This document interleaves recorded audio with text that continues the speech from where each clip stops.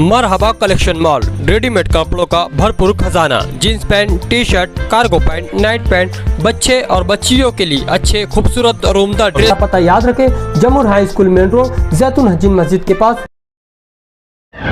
हमारी मालूमात ऐसी है कि मालेगांव सेंट्रल में 62 से 63% वोटिंग होंगी और ये वोटिंग धुलिया कॉन्स्टिट्यूंसी के जितने असम्बली हल्के हैं उन सब में लगभग 8 से 10% ज़्यादा है और ये 8 से 10% ज़्यादा यही हमारी जीत की गारंटी बनेगी इंशाअल्लाह, ऐसी हमारी एक समझ है। क्योंकि दूसरे हल्के में भी जो शोभाताई बच्चाओं जो कैंडिडेट है उनको कहीं ना कहीं वोट मिली है।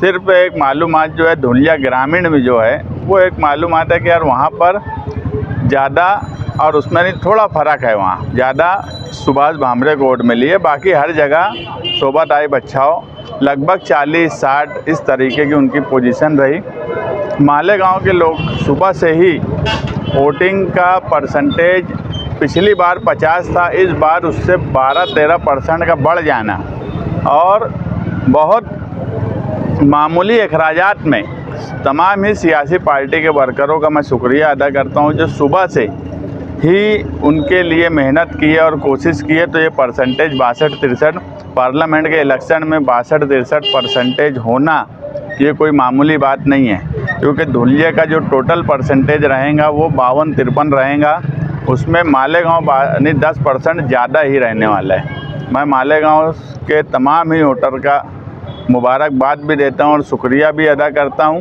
और जो आंकड़े सब तरफ से आ रहे हैं और जो मैथमेटिक्स का जो हिसाब है कि कौन कहां कैसे चला, ये मालूमात के हिसाब से हम बहरहाल एकदम टक्कर में हैं। अगर मालेगांव शहर और 3-4% वोटिंग मेरे अंदाज से बढ़ा देता, 70 के आसपास पहुंचा देता, तो मैं गारंटी दे देता कि शोभाताई बच्चाओं चुन के आ जाएंगी। मगर आज की पोजीशन में भी उनके चुन के आने के चांसेस 90% मुझे लग रहे हैं।